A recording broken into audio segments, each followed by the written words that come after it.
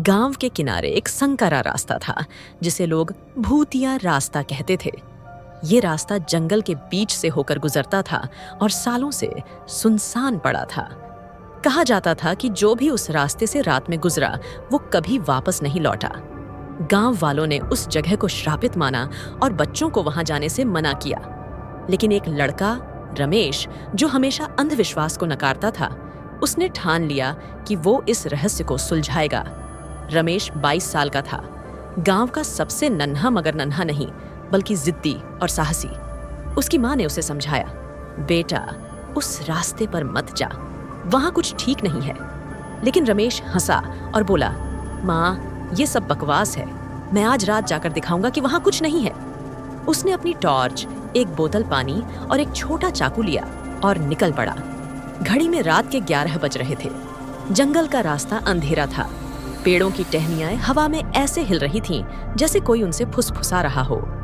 रमेश की टॉर्च की रोशनी कांपती हुई आगे बढ़ रही थी। शुरुआत में उसे सब सामान्य लगा, लेकिन जैसे ही वो रास्ते के बीच पहुंचा, हवा अचानक ठंडी हो गई। उसने अपने कंधे पर एक हल्का सा दबाव महसूस किया, जैसे कोई उसे पीछे से छू रहा हो। उसने पलट कर देखा, कुछ नहीं था, शायद हवा का झोंका। उसने खुद को तसल्ली दी। फिर उसे दूर से एक आवाज सुनाई दी, हल्की मगर साफ। कोई रो रहा था। रमेश ने टॉर्च की रोशनी उस तरफ घुमाई। पेड़ों के बीच एक औरत खड़ी थी। उसका चेहरा ढका हुआ था और वो सफेद साड़ी पहने थी। उसकी सिसकियां हवा में गूंज रही थीं। रमेश का दिल धक धक करने लगा, लेकिन उसने हिम्मत जुटाई और पूछा, कौन हो तुम? यहाँ क्या कर रही हो? औरत चुप रही, बस रोती रही। रमेश ने उसके पास जाने की सोची, लेकिन जैसे ही वो आगे बढ़ा, औरत गायब हो गई। उसके पैर ठिठक गए। ये क्या था? उसने सोचा। उसका दिमाग उसे वापस लौटने को कह रहा था, लेकिन उसकी जिद उसे आगे खींच रही थी। वो फिर आगे बढ़ा। कुछ कदम बाद उसे फिर वही आवाज सुनाई दी, इस बार पास से। उसने टॉर्च घुमाई। वही औरत अब उसके ठीक सामने खड़ी थी। इस बार उसका चेहरा साफ दिख रहा था। नहीं, चेहरा नहीं, एक खोपड़ी थी जिसकी आंखों की जगह काले गड्ढे थे। उसकी साड़ी हवा में लहरा रही थी और उसके हाथों में खून टपक रहा था। रमेश चीख पड़ा और पीछे हटा। उसकी टॉर्च जमीन पर गिर गई और रोशनी बुझ गई। अंधेरे में वो औरत हंसने लगी, एक ऐसी हंसी जो इंसानी नहीं थी। वो धीरे धीरे रमेश की तरफ बढ़ी। रमेश ने भागने की कोशिश की, लेकिन उसके पैर जैसे जमीन में गड़ गए हों। उसने चाकू निकाला और सामने हवा में वार किया, लेकिन कुछ नहीं हुआ। औरत अब उसके इतने पास थी कि रमेश उसकी सांसों की सड़ांध महसूस कर सकता था। अचानक उसने रमेश का हाथ पकड़ लिया। उसका स्पर्श इतना ठंडा था कि रमेश की हड्डियां तक जम गईं। उसने रमेश को अपनी तरफ खींचा और फुसफुसाई, तूने मुझे देख लिया, अब तू मेरा है। उसकी आवाज ऐसी थी जैसे सैकड़ों लोग एक साथ चीख रहे हों। रमेश की आंखों के सामने अंधेरा छा गया। जब वो होश में आया, वो एक गुफा में था। चारों तरफ हड्डियां बिखरी थीं और दीवारों पर खून के धब्बे थे। सामने वही औरत बैठी थी, लेकिन अब वो अकेली नहीं थी। उसके साथ दर्जनों और भूत थे। कुछ के सिर कटे हुए, कुछ के शरीर आधे और कुछ के चेहरे ऐसे जैसे मांस गल चुका हो। सब रमेश को घूर रहे थे। औरत ने कहा, ये रास्ता हमारा है, जो यहाँ आता है वो यहीं रहता है। रमेश ने चीखने की कोशिश की, लेकिन उसकी आवाज गायब हो चुकी थी। उसने देखा कि उसका शरीर धीरे धीरे पारदर्शी हो रहा था। उसकी आत्मा उसके शरीर से निकल रही थी। भूतों ने उसे घेर लिया और हंसने लगे।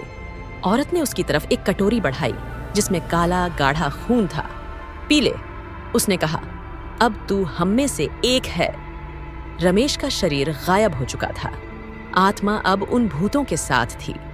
गांव में उसकी माँ सुबह तक उसका इंतजार करती रही, लेकिन वो कभी नहीं लौटा।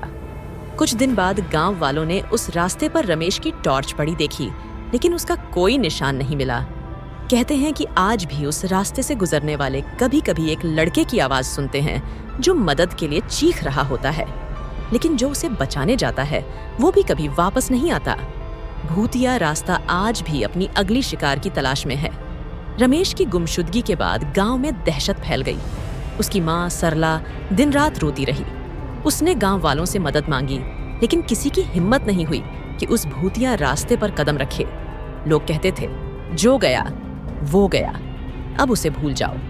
मगर एक माँ का दिल कैसे मानता? सरला ने ठान लिया कि वो अपने बेटे को ढूंढेगी, चाहे जो हो जाए। उसने एक पुरानी तांत्रिक बुढ़िया काली माई की मदद लेने का फैसला किया, जो गांव से दूर एक झोपड़ी में रहती थी। काली माई की आंखें ढंसी हुई थीं और उसका चेहरा झुर्रियों से भरा था। लोग कहते थे कि वो आत्माओं से बात कर सकती है। सरला उसके पास पहुंची और रोते हुए बोली, माई, मेरा रमेश उस रास्ते पर गया और लौटा नहीं, उसे बचा लो। काली माई ने अपनी कांपती आवाज में कहा, उस रास्ते पर जो आत्माएं हैं वो भूखी हैं, वो जिंदा इंसानों की आत्माओं को खाती हैं। अगर रमेश वहां गया तो उसका शरीर अब नहीं बचा होगा, लेकिन उसकी आत्मा को छुड़ाया जा सकता है। अगर तुझमें हिम्मत हो। सरला तैयार हो गई। काली माई ने उसे एक काला धागा दिया जिसके बीच में लाल मोती जड़ा था। इसे गले में बांध ले, उसने कहा, और ये मंत्र याद कर, AUM नमो रुद्राय काल भैरवाय। जब तक तू ये जपती रहेगी वो आत्माएं तुझे छू नहीं पाएंगी, लेकिन अगर तू डर गई या मंत्र भूल गई तो तेरा अंत निश्चित है। सरला ने धागा पहना, एक छोटी मशाल और एक लोहे की छड़ी ली और रात को उस भूतिया रास्ते की ओर चल पड़ी। रास्ता वैसा ही था, अंधेरा, ठंडा और भयावह। हवा में सिसकियों की आवाज गूंज रही थी। सरला ने मंत्र जपना शुरू किया और मशाल की रोशनी के साथ आगे बढ़ी।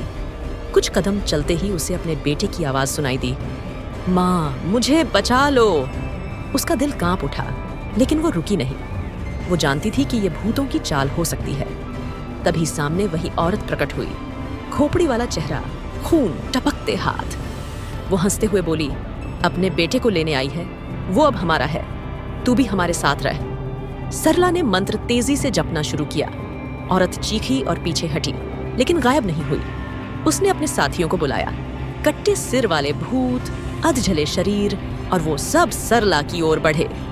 सरला ने लोहे की छड़ी से वार किया और एक भूत चीखता हुआ हवा में गायब हो गया।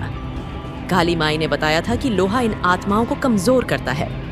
सरला ने हिम्मत नहीं हारी और आगे बढ़ती रही। रास्ते के अंत में एक गुफा थी। अंदर का मंजर भयानक था, हड्डियों का ढेर, खून से सनी दीवारें और बीच में रमेश की आत्मा जो पारदर्शी होकर हवा में तैर रही थी। उसके चेहरे पर दर्द था। सरला चीखी, रमेश! लेकिन औरत ने उसे रोक लिया। वो अब हमारा गुलाम है, उसने कहा। अगर उसे लेना है तो अपनी आत्मा दे। सरला ने एक पल सोचा, फिर बोली, ठीक है, मेरी आत्मा ले लो, लेकिन मेरे बेटे को छोड़ दो। औरत हंसी और बोली, तूने सौदा कर लिया। उसने अपने काले नाखून सरला के सीने में गड़ाए। सरला की चीख गुफा में गूंज उठी। उसकी आत्मा शरीर से निकलकर हवा में तैरने लगी। उसी पल रमेश की आत्मा आजाद हुई और उसका शरीर फिर से ठोस हो गया। वो बेहोश था, लेकिन जिंदा था। औरत ने सरला की आत्मा को अपने पास खींच लिया और कहा, अब तू मेरी है। रमेश जब होश में आया, वो गुफा के बाहर था। उसकी माँ कहीं नहीं दिखी। उसने गांव लौटकर सब बताया, लेकिन किसी ने उसकी बात पर यकीन नहीं किया। वो हर रात अपनी माँ को सपने में देखता। वो उस भूतिया रास्ते पर खड़ी होती, उसे बुलाती और फिर गायब हो जाती।